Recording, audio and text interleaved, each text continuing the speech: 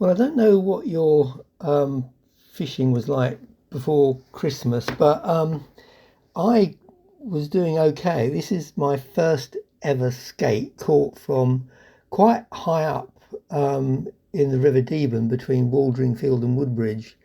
And it's not the biggest skate ever caught, but for a first, um, I was really pleased. I also caught what I considered to be quite a big flounder, um, which pleased me no end. And then I caught a few bass, including some round about sort of 42. And then after Christmas, it sort of dropped off a cliff, and I couldn't catch anything. In fact, I was giving more bait away than I was using. And then this guy, bottom right, put something on Facebook which kind of made it all fall into place. Because I'd taken some friends out fishing and said, "Oh, we're going to catch loads of fish," and we caught absolutely nothing. And so the comment from Dave was that the cold snap, temperatures dropped, and the sprats and herring have arrived. The fish are feeding in the upper water levels. So basically, it's going to be a bit scratchy. But late February, early March, fish are normally back on the feed. And so, and this is the important bit, keep the reports and photos coming. So I'm going out fishing in the next couple of days. And I'm just, this is like a spoiler alert. I'm letting you know in advance that I probably won't be catching much, but I'm still going to put in a report. And the reason is because Mr. Brown says, please continue to share. It means a lot to us. So that's what I'm going to do. And so what we're going to be doing is we're going to be going down the River Deben in a boat. We're going to be going from Woodbridge, which is sort of up near the top there, and we're going to be winding our way down the river to a place just above Waldringfield, where I caught the skate and the flounder, which I'm going to call a big flounder. And then if there's enough time, we might go the other side of Waldringfield down to a place called the Rocks, which is just bottom right of your screen. Where I doubt if we're going to get all the way down, but we'll see what we will see. I don't know about you, but when I'm looking at the rod tip, I'm imagining what is going on at the other end, down where the hook and the bait are, and I kind of am imagining if I'm after a thornback ray, there's something like this, smelling my bait and just trying to locate it. Anyway, keeps me from getting bored thinking what's going on underneath the water. And so this is obviously not the River Deben, but it could just as easily be. And someone's taken some footage of an actual ray going for some bait. And here it is, but nothing actually happens. But just maybe, when I go out, I'll actually be able to show you another ray.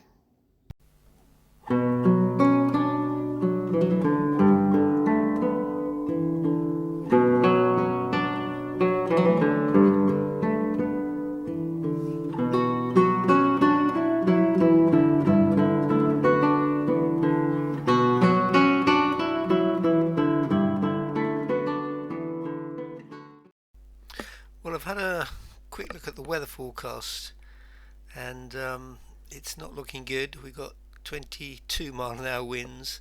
We've got heavy rain. Um, well, let's just get on with it. No point moaning, is there?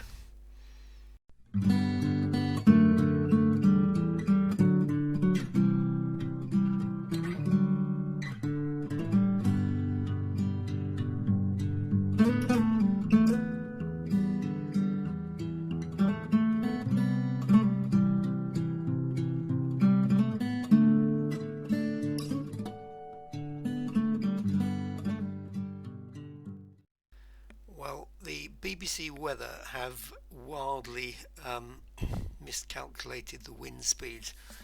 The wind speed's supposed to be about 20 miles an hour, 22 miles an hour. It's a lot more than that. I think it's gusting up to about 40. It's a northerly wind. I somehow managed to connect to this mooring buoy, but it took me about 6 or 7 attempts, because every time you throttle back on the engine to pick it up, the wind just took you somewhere else, and there's just white horses everywhere. It's fairly stable. I mean, we're not rocking around madly, but it's going to be interesting fishing, and you can see how windy it is by the way the pennant is flying.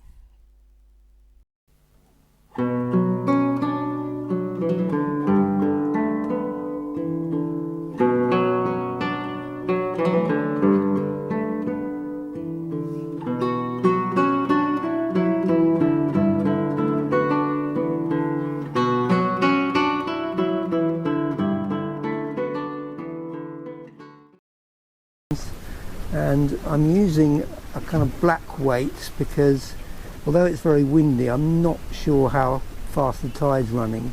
And then we've got a running ledger that just goes up and down the line, and then we've just got a trace with 2 hooks of pennel rig on the end. So I'm going to put lugworm on this one, and I'm going to drop it out. I'm just see that that drogue line is now going backwards and forwards, so I need to make sure that I don't go over it, so I may have to cast it out that away. So let's get this, as they say, let's get this baby baited up, and I'll probably use another running ledger with ragworm on, see if there's any elusive bass around. I'm further up the river than I wanted to be, so probably a bit high for whiting, probably a bit high for rays, but hey, who knows? I haven't come this far not to catch a fish for you. So the first job is to find the elusive baiting needle. They always seem to disappear into the bottom of the tackle boxes. There's one, and I think that's the ragworm, that's the lugworm. So let's just have a look. I had a look earlier on. They seem quite small. I'm not suggesting they got any bigger, but I might need to put a few on the hook. So I'm basically after anything that will take lugworm. So maybe bass. Who knows? It's a mystery.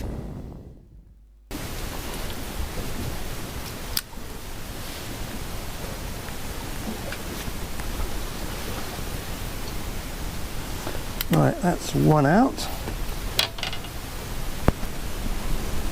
I think this is going to be just a case of bringing it in every 15 minutes to see if I've caught anything. I'm not sure bite detection is going to count for a massive amount. We're in about 8 foot of water with an incoming tide. The tide's going to be coming in for the next couple of hours. So let's get another rod baited up, and we'll probably use ragworm on this one. So we've got ragworm, and I'm using one of the yellow weights this time, which is a bit heavier. I don't really know how much the tide is running, but it's going upriver. The wind's going upriver as well, northerly. So I'm just going to see if I can hold bottom with a black one and a yellow one. Again, it's the same running ledger with a couple of pennel hooks on the bottom, and I'm just going to put some rag on and cast that out to the left, and so I'll have the rag on that panel, I'll have the lug on the one on the right, and I'll just have to keep bringing them in because I don't think bite detection really is going to work. But that boat is swinging around, which gives you some idea of just how windy it is. So as I say, nothing fancy about bite detection, just bringing it in every sort of 15 minutes. And there's something on here. It feels slightly heavier than the black weight, but not much. And I'm not actually sure that I've ever caught a bass that small before. I think the problem is that I'm using sort of small whiting hooks, and so it can actually get the bait in its mouth. Embarrassing, isn't it? So let's have a closer look at the sort of conditions we're fishing in. So we're in 8.5 foot of water. Temperature's 7.6. We're not going at any speed, and it is 11:34 and 9 seconds, 10 seconds, 11 seconds. So yeah, it's reasonable depth of water. Glad I'm inside and I'm not in a kayak or anything like that. But I think this is one to be endured. So the sooner we get a cup of tea going, the better.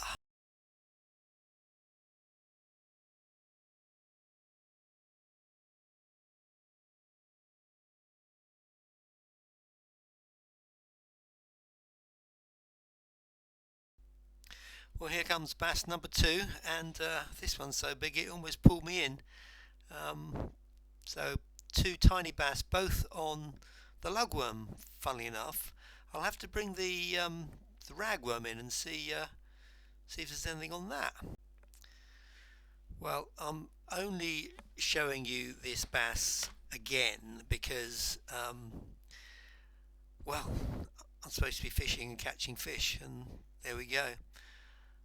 Tiny little bass again on lugworm. Embarrassing.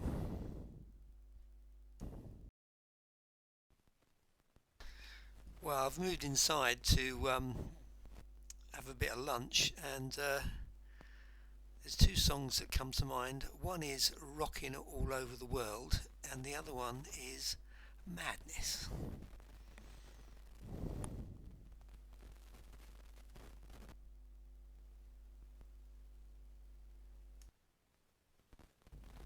You can get some idea of how tough the conditions are because that boat on the right has disappeared. There's another boat in the middle that's appeared, and that's in a minute everything's going to swing back, and so it's really hard to keep baits on the bottom and have any hope of remotely getting a bite detected. This is a bigger bass caught on the ragworm. So we had 3 on the lugworm and 1 on the ragworm, and after that, frankly, it was time to go home because I was thoroughly fed up.